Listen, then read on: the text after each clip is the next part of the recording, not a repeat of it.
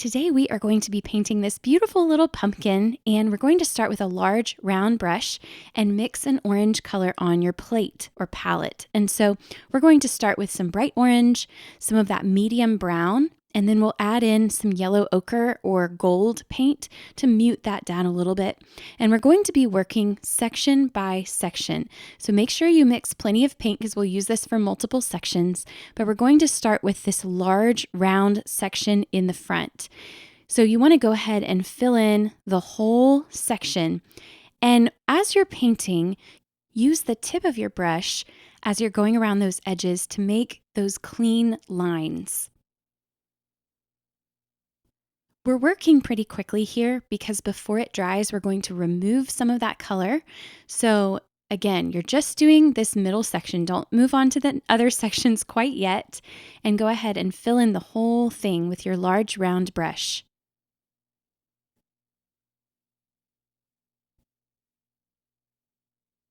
Now, once you've got that, I want you to rinse your brush out and pat it dry on your paper towel. And you're going to just rub there in the top and in the middle to remove some of that paint.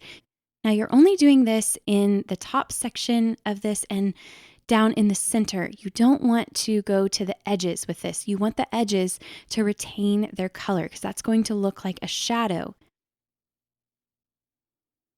One thing to keep in mind with watercolor is that it dries a little bit lighter than when you put it on. So if you have a dark color, just know that it will dry a little bit lighter in the end.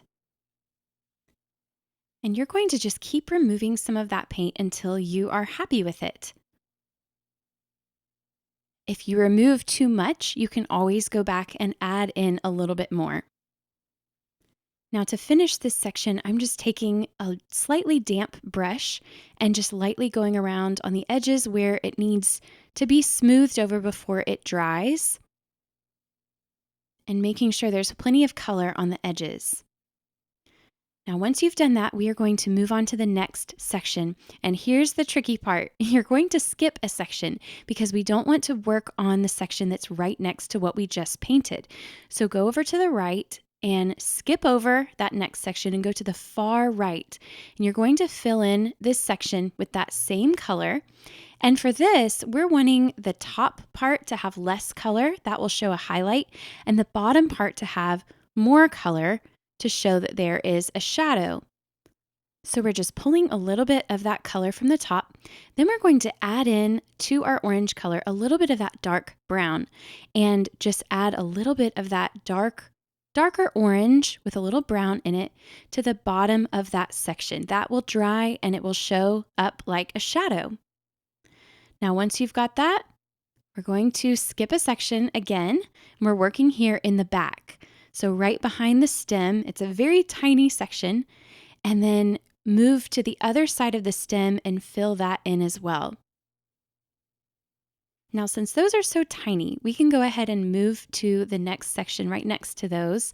So that left back section, and just fill that in with the same color orange.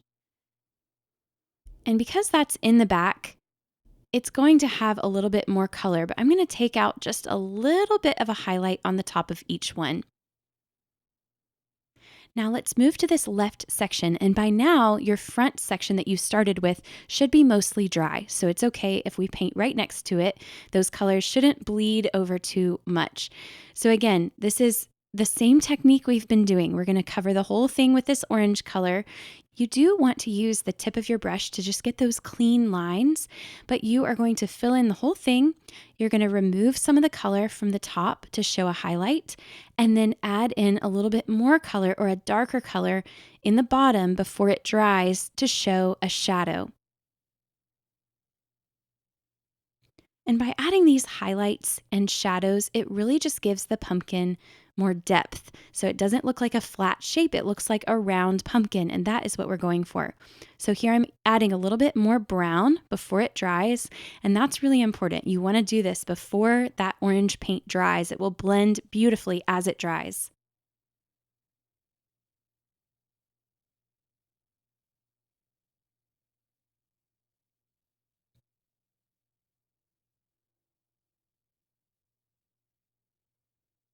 Now, once you've done that, I'm going to mix a little bit more paint on my palette because I'm running low. So I'm just adding a little bit more of that medium brown and some of the yellow ochre.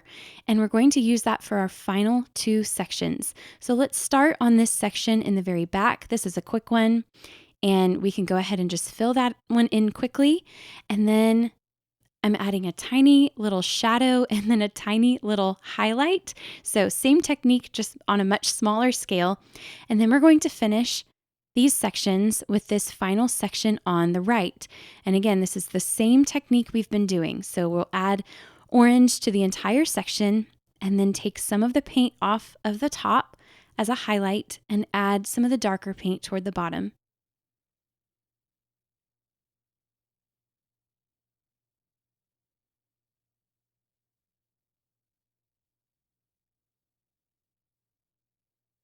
I'm adding a little bit more brown toward the edge of this one, so toward that inside left edge, because that's where the shadow is being created from that front section, and that will really make it look more realistic. Just using the very tip of my brush to make that line. I'm seeing that this one is light enough on the top, and on the original, it's a little bit darker than the section on the far left. So I'm going to leave that as is, and I am going to use a smaller brush to create the stem. So small round brush, I want you to mix dark brown and dark blue. That will give you a more muted dark brown. And then make sure you add lots of water. This first layer is pretty transparent. You don't want it to be too dark. And I want you to go ahead and use your small round brush to fill in the stem. Now, once you've filled in this section, you're going to want to let this whole thing dry completely before moving on to our next step. So again, this is just a light layer, and you're going to add a highlight on the right, and then go ahead and let that dry completely. Now I'm going back in with my small round brush and just defining those shadows a little bit more with the dark brown paint in a couple places. And then I'm watering down that same color to make the shadow or the ground where the pumpkin is sitting. Now there is plenty of water on my brush with just a little bit of brown paint. You're going to want to concentrate the most color right up next to the pumpkin. And then everywhere else, as it fans out, you want more water. That will make that shadow not so hard, but a little bit softer as it moves down. So I'm adding even more water to my brush to just soften that shadow.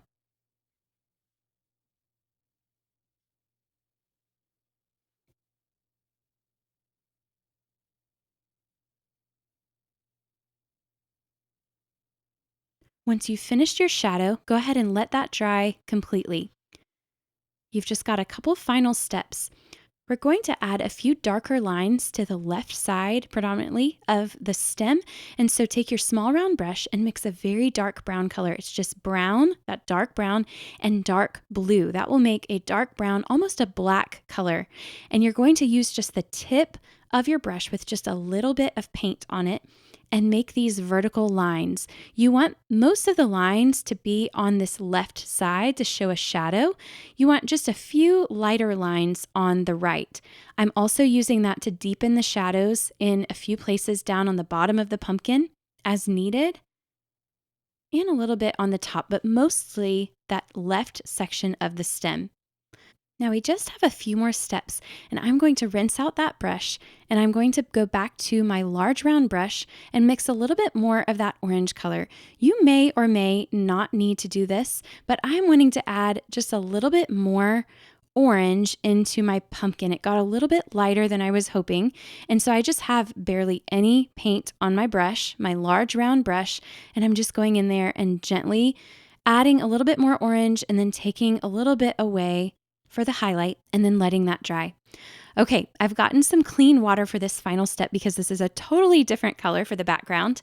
I want you to take your large round brush and add some dark blue and dark green and then plenty of water into your paint. This is going to be for your background.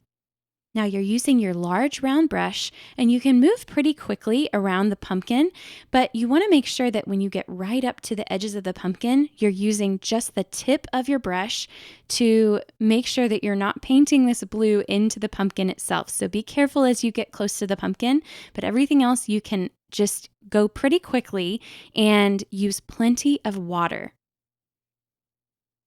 You do want to remember that this will dry a little bit lighter than when you put it on, so you don't want it to be too light. You can always drop in more color after it's already on, but while it's still wet. Make your way all the way around to the shadow on the left side, and then carefully fill in right next to the pumpkin.